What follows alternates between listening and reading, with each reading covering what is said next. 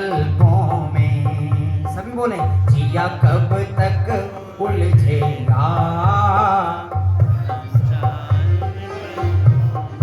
और ध्यान से सुनना, यदि अवसर चूका तो, यदि अवसर, कौन सा अवसर, कौन सा अवसर, ये मनुष्य पर्याय का अवसर। यदि अवसर चूका तो भव भव पछताएगा, फिर काल अनंत अरे दुख का घन छाएगा। कितना काल, अनंत काल। आप कल्पना नहीं कर सकते, जहां से हम निकल कर आए हैं। कहां से आए हम सब, कहां से आए, अशोक विहार से। हाँ, हम सबका एक ही मायका है। काल अनंत निगोद मझार, बीत्यो एकेंद्रिय तन भार। हम सभी निगोद की पर्याय से निकल कर आए हैं, और अगर ये एक तरस पर्याय का अवसर चूक गया, कौन सा अवसर, तरस पर्याय का। हम सब पंचेंद्रिय हैं कि नहीं हैं, संगी हैं कि नहीं हैं, हमारी बुद्धि में कुछ समझ में आता है कि नहीं आता, कि सब आता है। तो ये अवसर अगर चूक गया तो फिर दोबारा पुनः कहां जाना होगा, कि जहां से आए थे वहीं जाना होगा। और फिर वहां से कब निकलना होगा। आचार्य कहते हैं कि निगोद से निकलना माने कि वो कढ़ाई में भुंजते हुए चने, और ना जाने कौन सा चना उछट कर ऊपर आए, और कोई आए के ना आए, कोई ठिकाना नहीं है। अनंत काल तक हमें फिर वो निगोद की पर्याय में जाना पड़ेगा।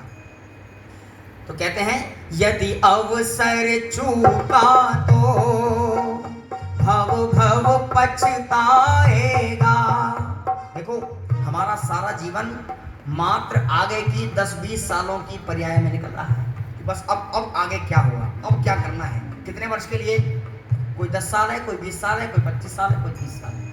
मात्र 25-30 साल की उम्र के लिए हम सारा 24 के 24 घंटे इन विषयों में झोंक रहे हैं। लेकिन इस पर्याय के बाद अनंत काल हमारे सामने खड़ा है, उसकी हमें कोई फिक्र चिंता नहीं है।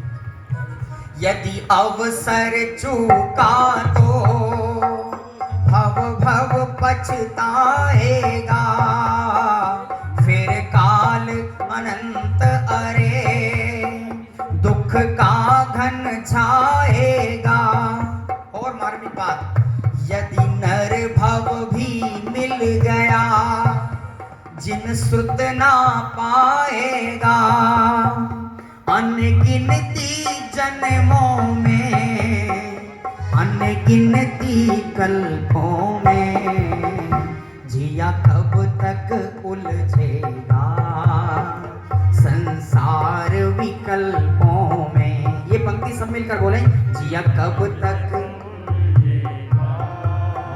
संसार विकल्पों में। और देखिए, ये कहते कहते भी बहुत समय निकल गया कि कब तक उलझेगा, कब तक उलझेगा, कब तक उलझेगा। अब ये प्रसंग तो हमें कह रहा है कि संकल्प लो कि जिया अब नहीं उलझेगा, उलझेगा संसार विकल्पों में। अब दिन नहीं बीतेंगे संकल्प विकल्पों में, जिया अब नहीं उलझेगा संसार विकल्पों में। ऐसा संकल्प अगर आज हमने ले लिया, और मैं समझता हूँ माता जी अगर स्वर्ग में होंगी, सुशीला देवी जी, तो स्वर्ग में तो उनको अब नया शरीर मिल गया होगा। अवधि ज्ञानी होते हैं सभी, जन्म से ही जितने भी देव होते हैं सब अवधि ज्ञानी होते हैं। और अवधि ज्ञानी से अगर वो अवधि ज्ञान से अगर जान रही होंगी, क्योंकि वो तो एक समय में देख सकते हैं कि भाई मेरे जाने के बाद परिवार वालों ने इतनी सुंदर धर्म सभा रखी है, ना जाने इस सभा से किसी जीव के हृदय में कौन सी बात बैठ जाए, कौन सी बात हृदय कर जाए, घर कर जाए कि अहो मैं तो यूं ही विकल्पों में उलझ रहा था। ये संसार तो ये आने जाने वालों का मेला है, लेकिन मैं तो त्रिकाल सदा काल शाश्वत रहने वाला तत्व हूं। सहजानंद जी वर्णी ने कितनी बड़ी बात लिखी, हूँ स्वतंत्र निश्चल निष्काम ज्ञाता दृष्टा आत्मराम।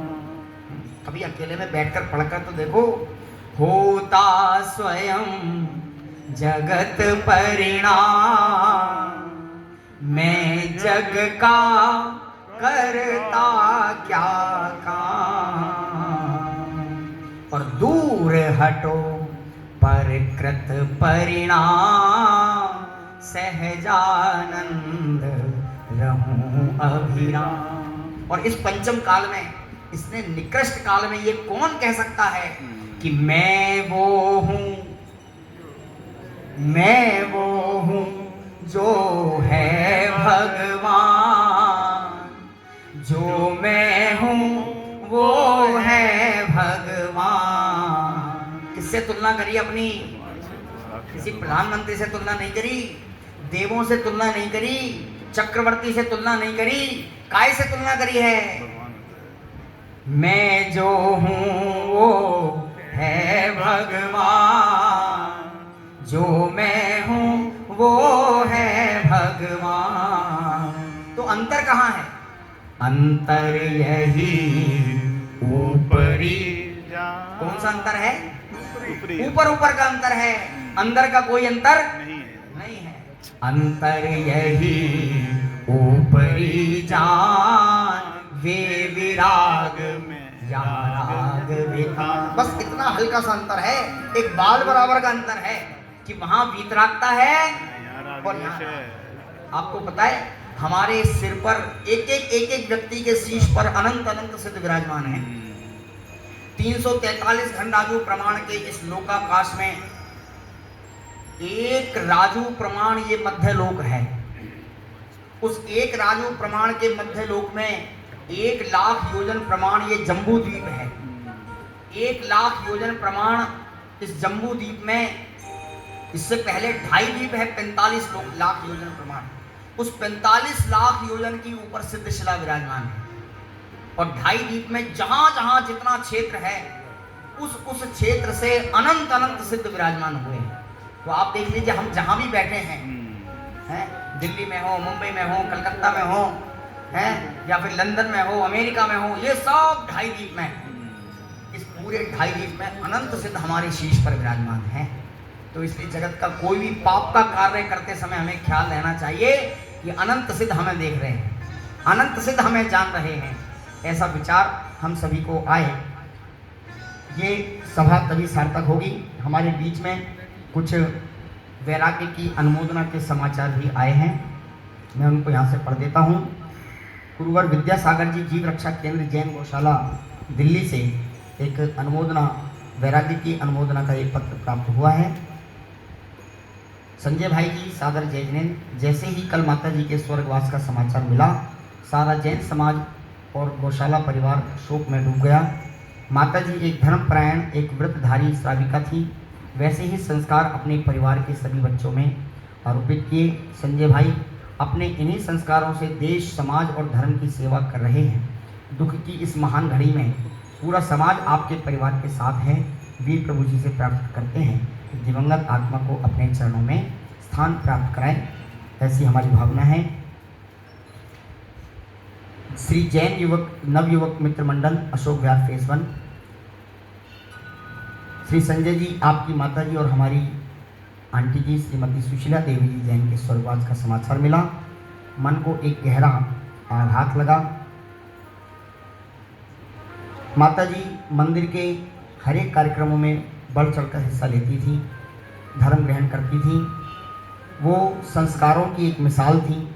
वीतरागी प्रभु से प्रार्थना करते हैं कि वो माता जी को अपने श्री चरणों में स्थान दें, आपके पूरे परिवार को इस घड़ी को सहन करने की शक्ति प्रदान करें।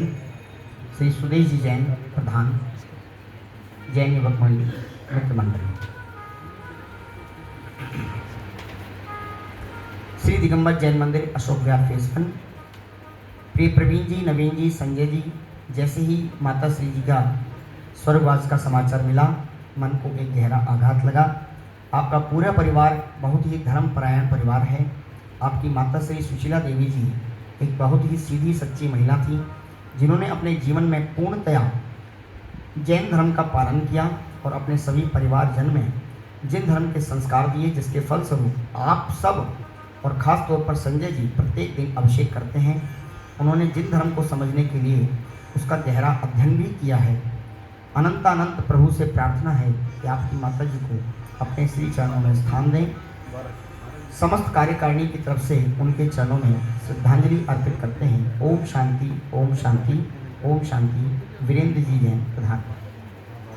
इस प्रकार ये समाचार हमें प्राप्त हुए हैं। और भी किसी भाई की या बहन की श्रद्धांजलि अर्पित करने की भावना यहाँ आकर हो तो वो अपनी श्रद्धा सुमन यहाँ आकर अर्पित कर सकते हैं। माइक पर किसी को बोलने का भाव हो, अन्यथा हम समाधि भावना पढ़ेंगे और अंत में 9 बार नमोकार मंत्र का उच्चारण करके इस सभा को यहीं विराम देंगे और ये भावना भाएंगे कि माता जी के इस वियोग के प्रसंग पर हम सभी जरूर इस संसार की क्षण भंगुरता का विचार लेकर मन में जाएं। हम सभी ऐसा विचार करके जाएं कि अब हमें भी इस मनुष्य घड़ी को सार्थक करना है, मनुष्य पर्याय को सार्थक करना है। आइए समाधि भावना हम सब पढ़ेंगे। दिन रात मेरे स्वामी मैं भावना ये भाऊं, दिन रात मेरे स्वामी मैं भावना ये भाऊं, और देहांत के समय में तुमको न भूल जाऊं। ओ शत्रु अगर कोई हो संतुष्ट उनको कर दूं, समता का भाव धर कर सबसे क्षमा कराऊं।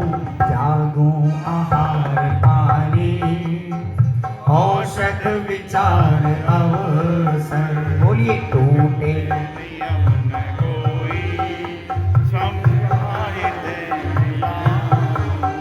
हो जागे नहीं कषाये, नहीं वेदना सतावे, तुमसे ही लो लगी हो दुर्ध्यान को भगाओ। दिन रात मेरे स्वामी मैं भावना ये भाऊं, तुम देहांत के समय में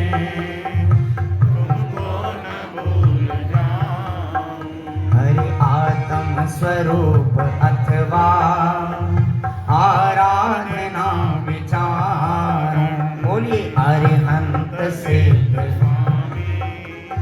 रटना यही लगा, और धर्मात्मा निकट हो चर्चा धर्म सुनावे, वे सावधान रखें गाफिल न होने पाऊं। जीने की हो न वांछा, मरने की हो न इच्छा, परिवार में जन से मैं मोह को हटाऊं। सभी बोले दिन रात मेरे स्वामी मैं भावना ये भाऊं, देहांत के समय में तुमको न भूल जाऊं। भोगे जो भोग पहले उनका न होवे सुमिरन, मैं राज संपदाया पद इंद्र का न चाहूं। रत्नत्र का हो पालन हो अंत में समाधि, शिव राम प्रार्थना यह जीवन सफल बना। बोलिए दिन रात मेरे स्वामी मैं भावना ये भाऊं, देहांत के समय में तुमको न भूल जाऊं। अरे तुम